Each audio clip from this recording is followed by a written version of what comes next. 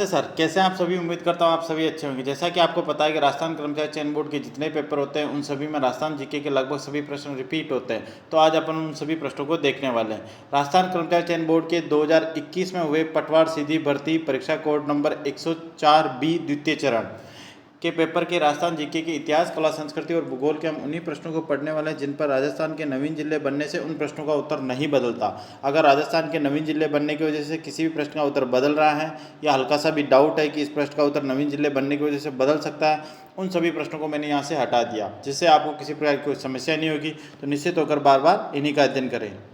ये बोर्ड के द्वारा जारी की गई फाइनल आंसर की कॉपी है जो मैंने इसके साथ अटैच कर दी। अगर आपको किसी प्रश्न में डाउट हो तो आप वीडियो को बैक करके आराम से आंसर को चेक कर सकते हैं। मेरे द्वारा जितने पेपर पढ़ाए उनकी आपको यूट्यूब चैनल पर जाएंगे तो आपको प्लेलिस्ट मिल जाएगी राजस्थान के नवीन जिलों के अनुसार राजस्थान कर्मचारी चयन बोर्ड के पुराने पेपर के नाम से। तो वहाँ से आप सारे पेपर को एक साथ देख सकते हैं। अपन एक एक करके राजस्थान जी के सभी प्रश्न देखने वाले। प्रश्न नंबर 121, राजस्थान में उत्पादन क्षमता के आधार पर भूमि के प्रकार हकत बहत का अर्थ है। ऑप्शन नंबर ए सही होगा इसमें सिंचाई एवं कृषि के लिए उपयुक्त भूमि। प्रश्न नंबर 122, 56 बेसिन किस जिले में है। वह है ऑप्शन नंबर ए सही होगा इसमें बांसवाड़ा। अब इसमें बांसवाड़ा ही क्यों होगा, क्योंकि बांसवाड़ा से टूट के कोई नवीन जिला बना ही नहीं। तो 56 का मैदान जो है या 56 बेसिन था वो जो पहले बना हुआ था उसी क्षेत्र में बना रहेगा, इसीलिए इसका सही आंसर इस जिले से संबंधित था, लेकिन इसका सही आंसर बांसवाड़ा ही होगा। प्रश्न नंबर 123, मारवाड़ में दामनी क्या है। ऑप्शन नंबर बी सही होगा इसमें एक प्रकार की ओढ़नी। प्रश्न नंबर 124, कछावा राजवंश के संस्थापक थे। ऑप्शन नंबर ए सही होगा इसमें दुले राय। प्रश्न नंबर 126, एक तरफ पुस्तक दे रखी एक तरफ लेखक दे रखे हैं। ऑप्शन नंबर बी सही होगा इसमें 3, 1, 2, यानी राधा पुस्तक किसने लिखी, सत्यप्रकाश जोशी ने। मरुमंगल किसने लिखी, सुमेर सिंह शेखावत ने। और बांथा में भूगोल ये लिखी हरीश भादानी ने। प्रश्न नंबर 126 में बी सही होगा। प्रश्न नंबर 127, निम्नलिखित में से कौन सा स्थल राजस्थान में 1857 की क्रांति का केंद्र नहीं था। ऑप्शन नंबर ए सही होगा इसमें जयपुर। प्रश्न नंबर 128, गरासिया जनजाति द्वारा किया जाने वाला नृत्य है। ऑप्शन नंबर डी सही होगा इसमें वालर। प्रश्न नंबर 130, राणा सांगा के द्वारा लड़ी गई निम्न लड़ाइयों का सही कालक्रम है। ऑप्शन नंबर बी सही होगा इसमें 2, 3, 1, यानी खातौली की लड़ाई, उसके बाद आएगा 3 पे गागरोन की लड़ाई और फिर आएगा 1 पर बयाना की लड़ाई, यानी 130 में बी सही होगा 2, 3, 1। प्रश्न नंबर 131, राजस्थान में राज प्रमुख का पद कब समाप्त हुआ। 131 में ए सही होगा 1 नवंबर 1956 को।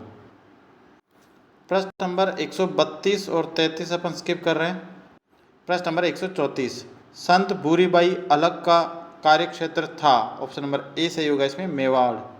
प्रश्न नंबर 135, भारतीय संविधान का निम्नलिखित में से कौन सा अनुच्छेद राज्यपाल के कार्यकाल से संबंधित है। ऑप्शन नंबर ए सही होगा इसमें 156, अनुच्छेद 156। प्रश्न नंबर 136, निमोचना किसान आंदोलन हत्याकांड राजपूताना के किस रियासत में हुआ था। अब ये प्रश्न अलवर से टूटकर 2-3 क्षेत्र और जिले बन चुके हैं, लेकिन फिर भी इसका सही आंसर अलवर ही रहेगा। क्यों, क्योंकि ये पूछ रहा है कि निमोचना किसान आंदोलन हत्याकांड में राजपूताना की किस रियासत, तो उस टाइम रियासत कौन थी, अलवर खुद रियासत था, इसलिए ऑप्शन नंबर ए सही होगा इसमें।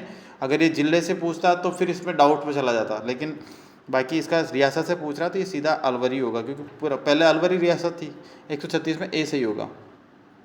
प्रश्न नंबर 137, किसके दरबार में निहाल चंद आधिकारिक दरबारी चित्रकार के रूप में कार्यरत थे। ऑप्शन नंबर ए सही होगा इसमें सावंत सिंह। प्रश्न नंबर 138, हवा महल जयपुर के बारे में निम्नलिखित कथनों पर विचार कीजिए और नीचे दिए गए कोट में से प्रश्न का उत्तर दीजिए। 138 में आपका बी सही होगा, 1 और 2 दोनों सही, यानी कि 1 में क्या आएगा, हवा महल एक 5 मंजिला संरचना है, और 2 में आएगा हवा महल महाराजा सवाई प्रताप सिंह द्वारा बनवाया गया, यानी 138 में बी सही होगा, 1 और 2 दोनों सही। प्रश्न नंबर 139, आम चुनाव में एक व्यक्ति अपने मताधिकार का उपयोग कर सकता है यदि।